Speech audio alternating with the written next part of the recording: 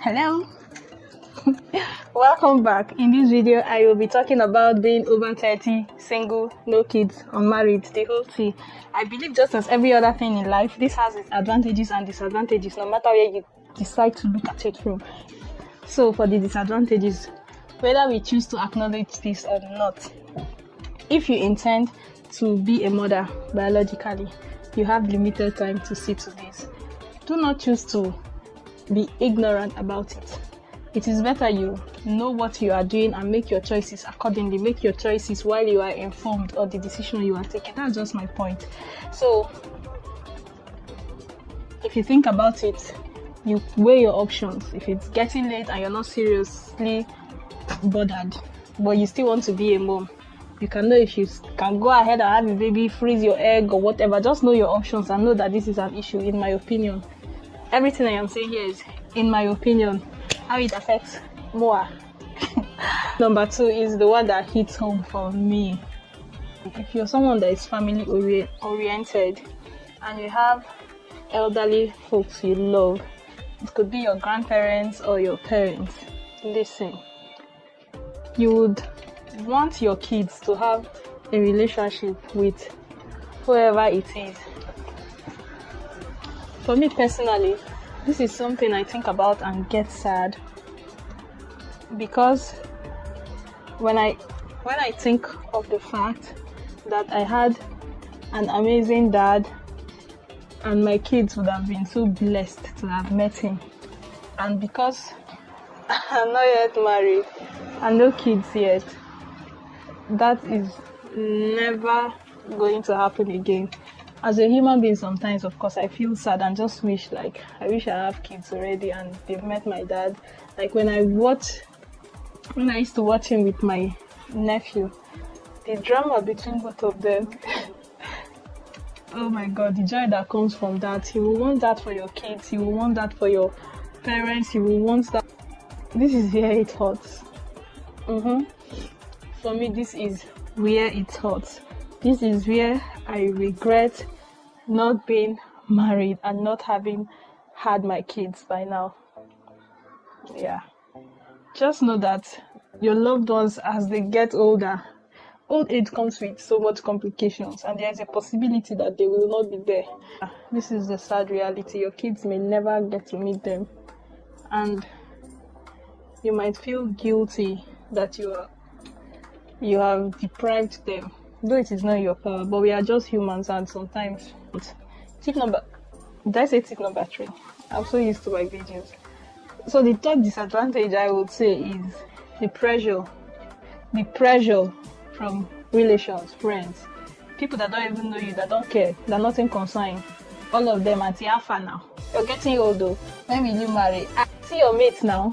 See, all those people don't count. Don't even. We're going to ignore them. People who do not matter in your life, their opinion does not matter, their opinion does not count. That is just my view. So we're skipping this point. Next. See this 4th point there. No matter how you do, I don't need a man. I don't need a man to be happy. You do not need a man to be happy. You're actually supposed to be happy all by yourself. But we cannot dispute the fact that loneliness does kick in. You can have fulfilling relationships with your friends, your family, your relations, and you're happy, you're contented, and you're happy. But it does get lonely. Some days you just want your own person, your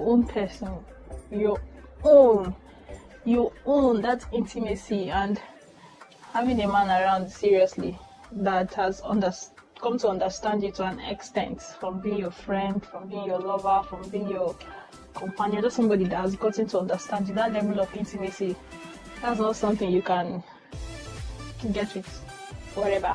So that's something single people miss. I can say for myself. That part of it serves. Last point is the disadvantage of being single when you're over 30 is, sometimes human beings, we just like to lie and just form as if we just like to pretend so that people will not disturb us. Single life is addictive if you're not careful. You are more likely to remain single once you're over 30 because you know yourself, you know what you like, you've developed yourself hopefully to an extent that you're comfortable with who you are and you're happy on your own, and then you just don't have the tolerance for people that are not bringing so much to you. Like sometimes I would find myself not going on a date for 6 months just out of sheer laziness. Somebody invites you out, you're calculating up and down. When your village people are busy thinking that nobody's coming to you, they don't know you're still just being lazy. Let me put it that way. We have the tendency to just get lazy. Being single until you're over 30 makes you either extremely sensitive to the issue or extremely relaxed. Once you are at peace with it, that increases the chances of you remaining single, because you do not want to be bothered with anything that is falling short of what you want. You're sure of what you like. You can smell bullshit from a distance, and you just do not have the patience to deal with it. You're invited out on a date, you will consider 200 things and rather prefer to chill by yourself or hang out by yourself or just have fun your own way because you're used to it. Come on. That's just a disadvantage. Single people can lie. People be lying as if it's terrible. Yeah, oh my god, you know that being single is sweet. So those are the disadvantages in my opinion. Biologically, your clock is ticking. It is actually ticking. Your loved ones, if they are of age, there's a possibility they will not be there when all the good things are happening. Just bear it in mind though. Your mom may not be there for your mugo. Busybody people will not let you rest. And some other people who sincerely care about you, like you answer question and you get tired. And then the lack of intimacy. Conjugal bastard. Apart from that, it's not even conjugal matter. You can settle conjugal, but that intimacy, that's why I'm not using the word sex, because those things are two different things. Sex is cheap and everywhere. Should I be saying cheap? It's guys that say sex is cheap. Sex is easy, but intimacy, that's something that is hard to deal with when you're over 30 and you're unmarried. So now let's move over to the good stuffs. We cannot pretend as if there is nothing good about it, but wait, let me start. Tip number 1. If I hear this tip number 1 from my mouth again, we'll have a problem. So the first advantage of being 30, over 30 and single is the freedom. Oh my god. When you are paying your bills, you are on your own. It's not, you may be like 22, 23, 24, and then you have a good job, and your parents will still be like, you should be going to work from your uncle's house, especially Nigerian parents. You're still too young to live alone. How will you do this? But once you are 30, nobody's there. You're still too young to do this one. They're even tired of seeing you. So you know that legitimately you are grown. You are paying your bills. You are calling your shots. You do whatever you want to do, whenever you want to do it, how you want to do it. Your house is your sanctuary. Look, that is heaven. If you go from living under your parents' roof or somebody's care into your husband's house, I cannot begin to explain to you what you will miss or what you have missed. Everybody deserves that time to themselves, to just be on your own, pay your bills, know the headache that comes with that heartache when a bill is due and you've not yet settled kept the money for that apart. You need to feel all those things. You need to go, my compound is contributing for this one. NEPA light has spoiled. How are we going to sort this one out? Sockaway is field, we are contributing. This my neighbor is bad belle. This my colleague is this. Like all those drama, they make you wiser, in my opinion. Like they make you more experienced. There are some things you will just not know. If you have someone sorting out your accommodation, your food, giving you coffee time, and all those. Once you are on your own, the freedom that comes with it is crazy. Okay, for me, sometimes I just get worried that being married will be a very big challenge. Like, how can I accommodate someone else into my space and my time and have to compromise on certain things? Like, it is going to be a big adjustment. I know that if you have lived comfortably as a single person, you know that it is sweet. Whether you're a guy or a lady, don't be lying. it has its disadvantages, but oh my god, the freedom, especially for young girls, the freedom. Some people, we don't even need freedom to do too much. Just be on your own. You know you don't want to cook, you're not cooking. This is not a matter of, in this house everybody is bathing with cold water, but you now, sissy, you want to boil hot water and you're wasting gas. You're not hearing that nonsense. You rice morning, rice afternoon, rice. What is wrong with you? Eat what other people. You're not dealing with all that. Whatever you want to do. Let's say you want to go on a diet. You don't have anybody to cook for. You don't have anybody to come and spoil your diet plan. Like temptation in your house. You stock your fridge with only the things you need. You're not considering any other person. You want to exercise, you're on your own, no interruption. I don't have to rush to go home to cook for anybody or to take care of anything. Okay, let's say you're working out. You don't need to. You can stick to your regimen without worrying about, I have to be home by this time to take care of this person, or these people will be back, or cook or whatever. When you want to diet, you can stock up your fridge with only what you want without considering anybody. Like, life is sweet. It is sweet, but if you come out and say it, people will be looking at you as if there's an evil spirit worrying you, or you're just a fool. So we like to just pretend, I believe in God, I'm praying hard though, I'm praying. Not that husband, stop lying, you're being lazy and enjoying what you're enjoying. The second advantage is that you have hopefully gotten to exclusively work on yourself, to discover yourself, to explore, to develop a better career, because of your experiences and like challenges you have had to go through on your own without nobody to run to, and experience yourself, transform, learn and unlearn, grow, just get better until you are sure and consider yourself a cat. You know who you are happy, you are confident to a whole lot of extent compared to how you are in your early 20s or in your 20s. And you know in your heart that you're a better human being now.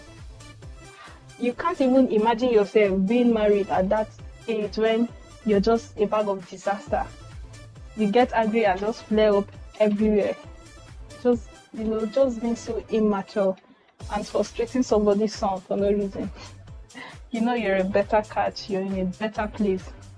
This brings us to my third advantage. You're a catch. Because from your experience you have learned a lot. You will know a good catch when you see one. When you see a man that is it for you, you just know. Like, you know. You've seen too many nonsense to not identify a real gem when you see one, you know. And then going into marriage at this point, like, you're bringing in the best version of yourself. And that hopefully will be a point to reduce the possibility of a divorce somewhere. Like, the marriage will just be better because you have better sense than you did in your 20s. Let me even gist you a little bit of my first proposal ever. I was 17 years, you can imagine. I was 17 years and I traveled to see my sister. If you see me then, I was still a child, man. But this guy came and oh my God, was he fine. Victor. That guy was handsome to a fault. Do you know, like, for a 17-year-old, and I was just like flattered that he even saw me and liked me and considered me. You can imagine that. My sister thought I was joking. Like, she thought it was just a child play. I came up from a all-girls secondary school. Never even had a male close friend.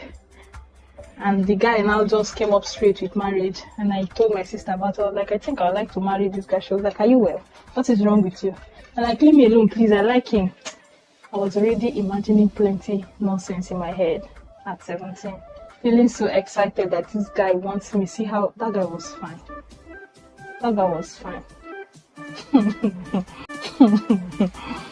So, and he was spraying money all over the place and buying gifts now. And I was just feeling like one queen and feeling, for this one to have chosen me, this is nice. I hope I keep him. What will I do to make him happy? He shouldn't change his mind. Let's do this thing. Oh, let's do this. So once I went to his house to visit him, and he was like, okay, I'm stepping out to get something. Here are my pictures. Keep yourself occupied. And he had his bundle of hard copy of pictures. That, and I started going through them. This guy was done with his masters at that point. And I was going through his pictures from his secondary school days to his university days to his post-degree or whatever. And this guy partied so hard, like he had fun in school. He left me for like an hour. And I took that time to go through his pictures. And I was like, when he got back, I was like, I want to go home. I think I need to go home. It's getting late. I'm like, why? Is everything okay? I said, no, of course everything is okay. I just want to go home. When he dropped me at home, I didn't even have a phone there. He had to contact me through my sister's phone. He was calling at night. I picked the call. I was like, you know what? I'm not interested. I was like, why? What did I do wrong? I'm sorry. What did I do wrong? I went through his pictures and saw how much he has enjoyed life. And I felt like this guy just wants to take the innocent, see how much he has enjoyed. I have zero experience. So you can imagine a young girl getting married if that situation was something that actually happened. It never got to the hearing of my parents or even my auntie. I'm sure it would have been squashed like mad, very fast. But just imagine that went through.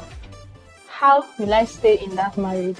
Like when that era of trying to find out what to please him and feeling so flattered that he chose me and just looking for how will I make him, at the point I'll just get to despise this guy because I was the opposite of him in terms of experience. I knew nothing. I just didn't even know myself.